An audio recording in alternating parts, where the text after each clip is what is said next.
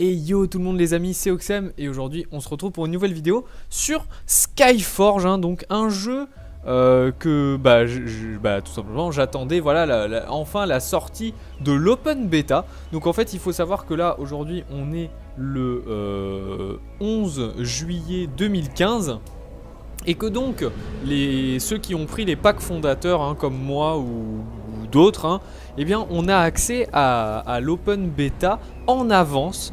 Et du coup on peut prendre voilà, un peu d'avance sur tout le monde. Donc c'est assez sympa. Puis moi ça m'a permis de découvrir le jeu et de monter en niveau, histoire de vous proposer un test du jeu assez complet, le plus complet possible en tout cas.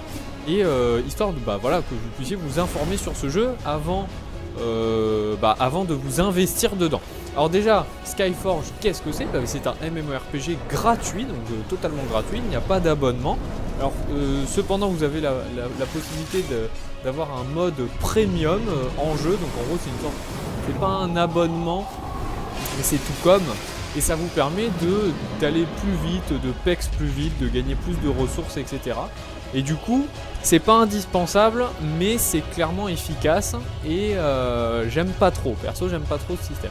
Mais en fait, si vous voulez, en jeu, vous avez des diamants. Des diamants qu'on peut acheter avec de l'argent réel, bien sûr. Mais ces diamants, on peut également se les procurer via le marché.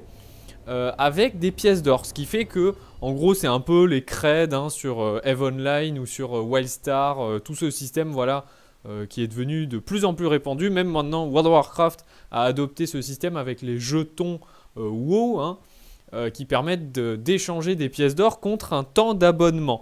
Et là on a un peu au final le même principe, c'est-à-dire que si vous jouez beaucoup, au final vous pouvez acheter un temps d'abonnement gratuit en fait au final.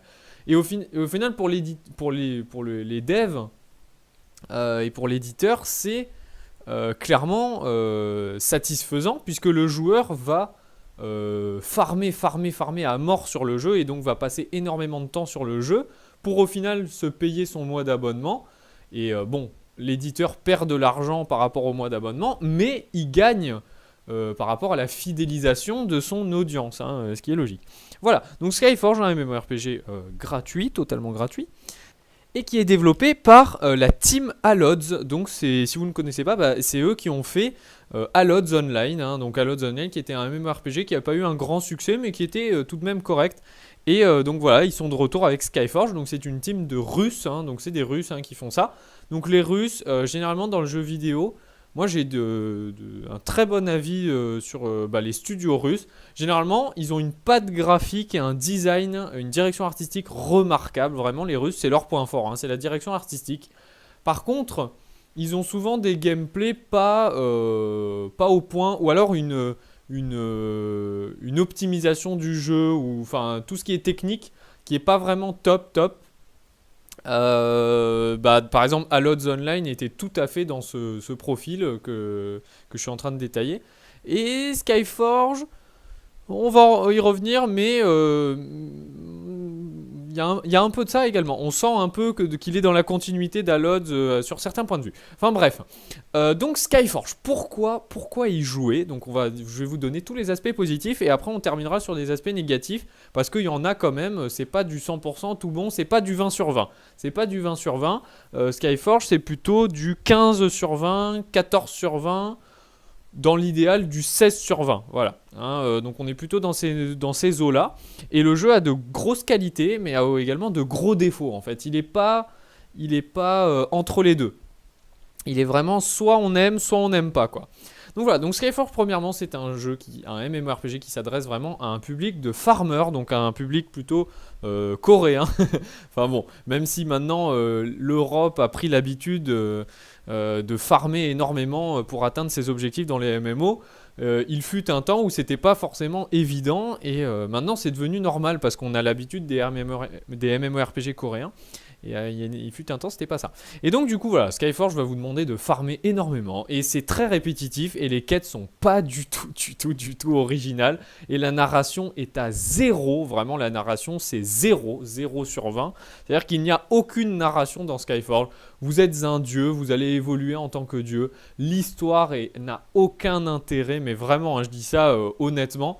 Je veux dire, l'histoire de Guild Wars 2 est par rapport, mais enfin voilà, c'est Shakespeare quoi.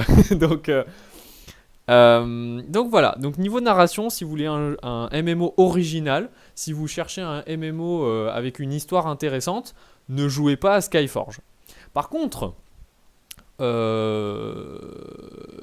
le reste en fait, tout ce qu'il nous propose, c'est-à-dire du farm, des quêtes, certes répétitives, mais tout ça, il le propose bien. C'est-à-dire que les quêtes sont bien organisées. Tu vois, l'interface est très claire. L'interface est très bien travaillée.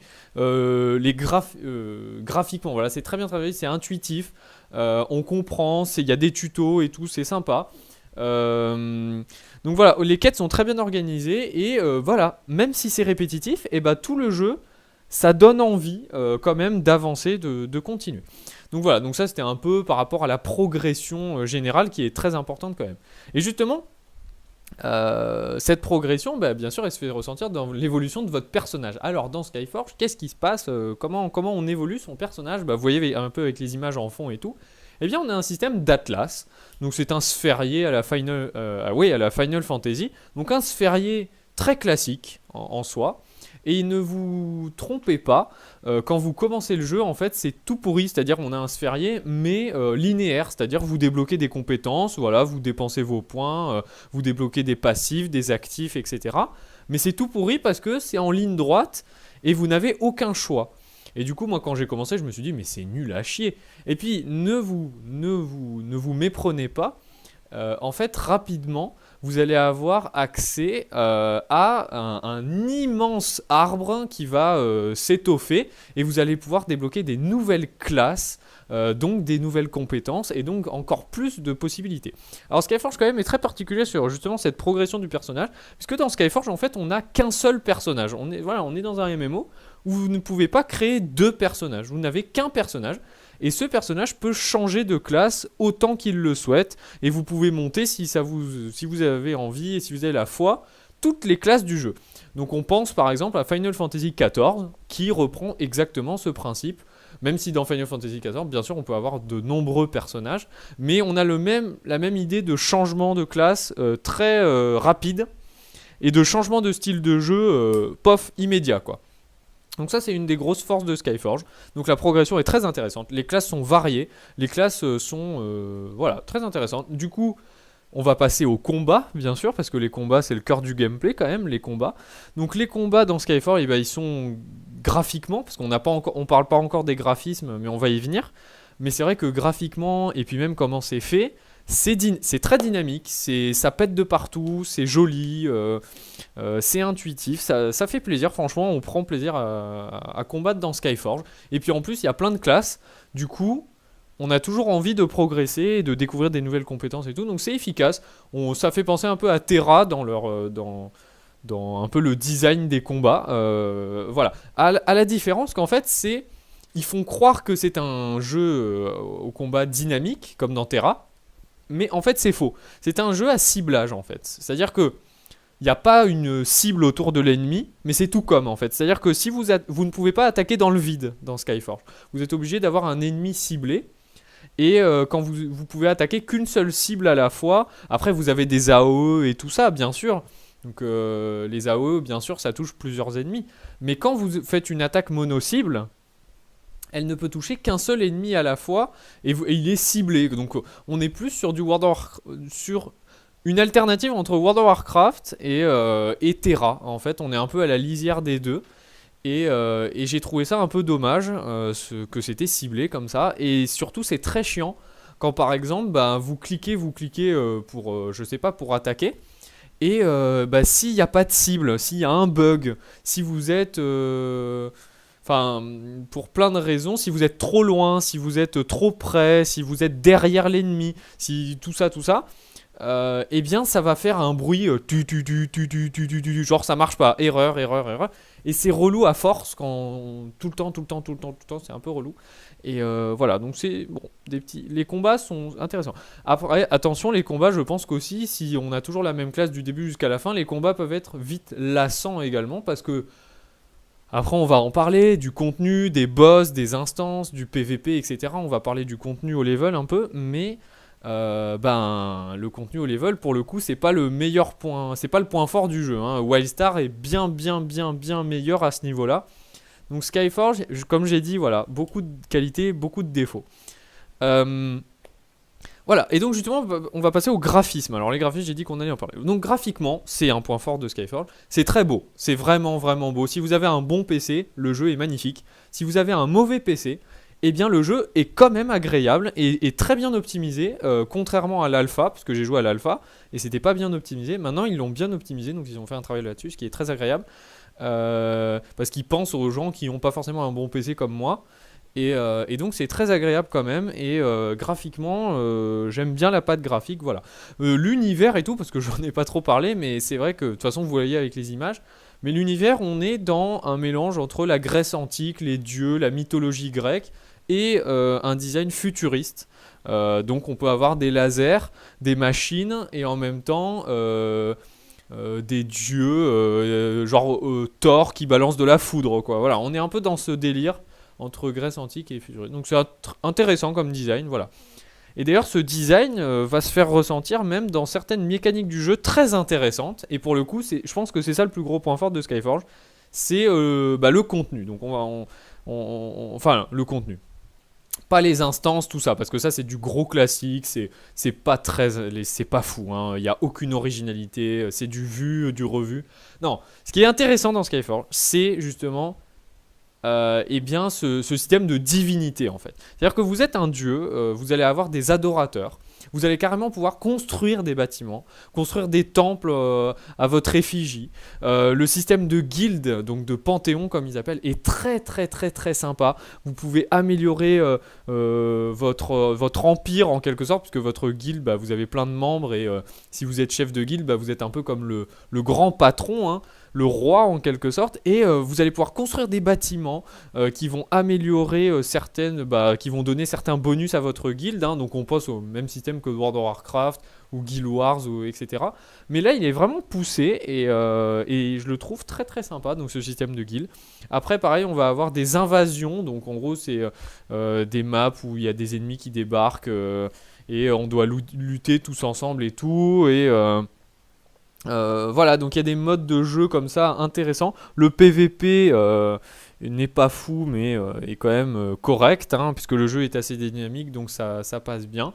Voilà, donc c'est surtout voilà, ce système de divinité, de progression, où vous allez gagner des adorateurs, les gens, vous allez vous faire connaître, vous allez pouvoir améliorer, gagner pas mal de bonus avec tout ça. Et je trouve ça intéressant. Après, je dois vous avouer que là, le jeu vient de sortir, donc j'ai pas pu encore tester ça. Là, tout ça, ce que je vous dis, c'est que ce qu'on m'a raconté et ce que j'ai lu, hein, tout simplement, et c'est ce que les développeurs nous ont annoncé. Mais j'ai hâte de voir ça à haut niveau, genre au niveau max, voir comment ça se passe. Hein, voilà. Voilà. Donc ça, c'était une présentation plutôt globale. Et sinon, je tiens quand même à revenir sur par exemple des petits détails, voilà, donc ça c'est plus des détails, mais des trucs intéressants comme par exemple le changement de style, enfin je sais pas comment ils appellent ça, personnalisation au niveau de la mode et du style en gros. Donc vu que vous avez qu'un seul personnage, eh ben, vous allez pouvoir customiser sa gueule, ses accessoires, sa tenue, donc ça paraît logique, mais c'est très poussé, donc vous allez avoir plein de tenues, plein de costumes, et vu que, alors ça attention c'est spécial, au niveau du système d'équipement, on n'a pas d'armure, on n'a pas aucune armure, on n'a pas d'épaulette, on n'a pas de bottes, non, en fait les emplacements d'équipement, c'est uniquement votre arme secondaire, parce que vous pouvez avoir un petit truc en arme secondaire, voilà, qui donne des petits bonus pour votre arme principale, tout simplement. Et des anneaux. Je crois on peut s'équiper également de trophées, voilà. Donc en gros, c'est plutôt des accessoires, on va dire, qui vont donner des bonus passifs, etc. Mais c'est tout. Donc on est dans un système beaucoup plus à la JRPG Final Fantasy, dans le sens où vous avez des équipements qui ne changent pas votre apparence. Hein, dans Final Fantasy, vous pouvez vous équiper, j'en sais rien moi, hein, d'un manteau de machin truc, d'un collier de perles de trucs. Et ben vous n'allez pas avoir le retour en jeu en termes de visuel. Ce n'est pas cosmétique. Donc là, Skyforge c'est tout à fait ça. C'est-à-dire que bon, vos équipements sont purement statistiques et pas du tout cosmétiques. Et du coup, cet aspect cosmétique dans la boutique de style et tout, de mode, est intéressant. Et heureusement qu'il est là. Heureusement qu'il y a ça. Et c'est bon. Et au final, on arrive à un compromis, un peu comme dans WoW, au final, dans le sens où dans WoW, ben, votre stuff impacte sur votre apparence, mais vous avez la transmo. La transmo qui vous permet au final d'avoir l'apparence que vous souhaitez, au final. C'est ça le résultat final. Donc du coup, on arrive un peu au même compromis, c'est-à-dire que dans Skyforge, bah, ça impacte pas sur votre apparence, votre stuff, mais vous avez à côté de ça des costumes et tout, des skins. Donc voilà. Voilà, donc ça c'était pour le système de stuff et tout. Voilà, donc j'espère que cette vidéo vous a plu. Je crois qu'on a à peu près tout vu. Pour conclure, ben, Skyforge, je pense que c'est un bon MMO. Moi j'ai été agréablement surpris quand même dans l'ensemble. Je trouve ça intéressant de s'y mettre. Après, il ne m'a pas charmé. J'ai pas été genre en mode oh, c'est trop bien et tout. Non, non, c'est vraiment. Le jeu n'est pas trop bien. Le jeu est bien, le jeu est correct. Et les développeurs ont fait du bon travail. Donc je pense que ça mérite de faire un tour dessus parce que de toute façon il est gratuit. Donc je pense qu'il mérite qu'on s'y intéresse. Il mérite qu'on le teste, quoi, tout simplement. Après, moi, je vais y jouer un peu, là, quelques mois, et c'est tout. Je pense pas continuer l'aventure plus loin que ça. Contrairement, par exemple, à Rift, vraiment, qui est un MMO que j'ai découvert il n'y a pas si longtemps que ça, et Rift, mais c'est vraiment, vraiment, vraiment un excellent MMORPG sur énormément de points de vue. Mais on fera une vidéo à ce sujet si ça vous intéresse. Et du coup, on se retrouve bientôt pour une prochaine vidéo. J'espère que ça vous a plu. Et n'oubliez pas, en stream tous les soirs à partir de 18h sur ma chaîne Oxem TV sur Twitch. Et ça c'est cool, ça fait plaisir. Et du coup, je vous attends le soir en stream et on s'éclate. Je donne des petits cours de game design. On développe un petit jeu sur Twitch et tout, tous ensemble. Donc si vous voulez apprendre à faire des jeux, c'est l'occasion. Si le métier de game designer vous intéresse, c'est l'occasion. Si tous les métiers de façon du jeu vidéo de manière générale vous intéressent, c'est l'occasion de passer, me dire coucou. Et voilà, et j'espère que ça vous a plu. Bisous, bonne semaine et bonne fin de journée. Bisous.